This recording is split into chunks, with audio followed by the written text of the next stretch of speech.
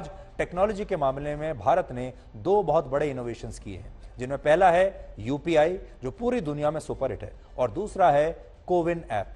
आपको याद होगा जो हम कोविड के समय पर लेकर आए थे। अमेरिका और ब्रिटेन जैसे बड़े बड़े देशों में जब लोगों को वैक्सीनेशन के बाद हाथ से लिखकर पर्चियां दी जा रही थी, तब भारत ने अपने लोगों का कोविड वैक्सीनेशन कोविन ऐप के जरिए किया था। और इसके बाद भारत ने न सिर्फ कोविड की वैक्सीन दुनिया को बाद में दी, बल्कि इस सॉफ्टवेयर को भी हमने पूरी दुनिया के लिए ओपन सोर्स कर दिया था, जिसके बाद 100 से ज्यादा देशों ने कोविन को लेने में दिलचस्पी दिखाई थी।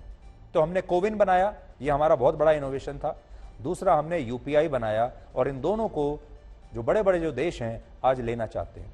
इससे यह समझ में आता है कि हमारे देश के लोग भले ही कम शिक्षित हैं, जिसकी वजह से अमेरिका और ब्रिटेन जैसे विकसित देश भारत के लोगों को अक्सर पिछड़ा हुआ मानते हैं। सच यह है कि भारत के लोग कम पढ़ा लिखा होते हुए भी नई टेक्नोलॉजी को अपनाने में सबसे आगे हैं। इसलिए अब हमारा लक्ष्य और भी बड़ा होना चाहिए। हमने एक जमाना था जब सुई भी हम बनाते नहीं थे, अब हवाई जहाज भी बनाते हैं, मोबाइल फोन भी बनाते हैं, कोविन ऐप भी बनाते हैं, कोविड की वैक्सीन भी बनाते हैं, और हम यूपीआई भी बनाते हैं। और आप सोचिए, हमारा जो इलेक्शन कमीशन है वो पूरी दुनिया में डिजिटल तरीके से, यानी इलेक्ट्रॉनिक वोटिंग मशीन के तरीके से दुनिया का सबसे बड़ा चुनाव करवाता है। अब आगे क्या है? अब हमारा लक्ष्य यह होना चाहिए कि भारत में आज जो हमारे पूरे पोर्टफोलियो में जो मिसिंग है वो ये है कि आज भी हमारे देश में दुनिया की कोई बड़ी टेक्नोलॉजी कंपनी नहीं है। फेसबुक और गूगल जैसी कोई बड़ी मल्टीनेशनल टेक्नोलॉजी कंपनी अभी तक हमारे देश ने स्थापित नहीं की है, क्योंकि अभी हमारे देश के लोग इन बड़ी बड़ी कंपनियों में नौकरी हासिल करके या फिर इन कंपनियों के सीईओ बनकर खुश हो जाते हैं। लेकिन अब हमें यह देखना है कि हमारे देश का अपना यूट्यूब कब होगा, हमारे देश का अपना फेसबुक, हमारे देश का अपना इंस्टाग्राम, हमारे देश का अपना गूगल जैसा प्लेटफॉर्म, हमारे देश का अपना माइक्रोसॉफ्ट कब आएगा, कब हम गूगल जैसी कोई बड़ी टेक कंपनी अपने देश में खड़ी करेंगे। तो इसलिए अब वो जमाना जा चुका जब हम इन कंपनियों के सीईओज बनकर खुश हो जाया करते थे। इन कंपनियों में हमारे देश का कोई युवा नौकरी पाता था तो अखबार में खबर छपती थी कि इस व्यक्ति को गूगल ने हायर कर लिया, इस व्यक्ति की यूट्यूब में नौकरी लग गई और इसे बहुत अच्छी तनख्वाह मिल रही है। अब इतने से हमारा पेट भरने वाला नहीं है, अब हम गूगल से भी बड़ी कंपनी बनाएंगे, टेक कंपनी। अब हम माइक्रोसॉफ्ट से भी बड़ी टेक कंपनी बनाएंगे, और हमारा अगला लक्ष्य अब यही होना चाहिए। फिनटेक और डिजिटल क्रांति में भारत की सफलता की अगुवाई हमारे टेक्नोलॉजी ट्रेंड युवा ही कर रहे हैं। आज फिनटेक की दुनिया में भारत के हजारों स्टार्टअप्स अपना लोहा मनवा रहे हैं।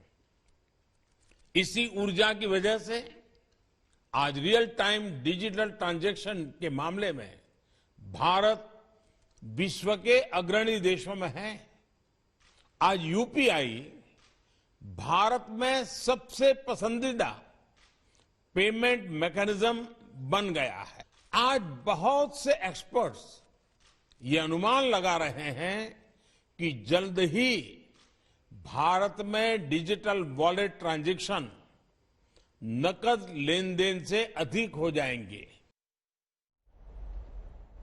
तो आप अक्सर ये बात सुनते रहते हैं कि ये नया भारत है, भारत बदल रहा है, भारत में बड़े बड़े बदलाव आ रहे हैं, लेकिन कभी आप शायद घर बैठकर या कहीं भी ध्यान से ये सोचते नहीं हैं कि भारत बदल कैसे रहा है।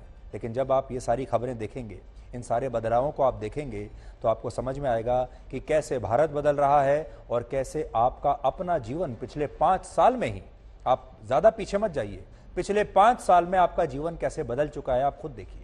आज हमारे घर में चाहे कोई कैसा भी व्यक्ति हो, हमारे परिवार में, अड़ोस पड़ोस में, लोग फेसबुक का कैसे इस्तेमाल करते हैं, लोग कैसे बात बात पर व्हाट्सएप करते हैं। आज कोई व्यक्ति हमारे देश में ऐसा नहीं होगा जो व्हाट्सएप का इस्तेमाल करना ना जानते हो।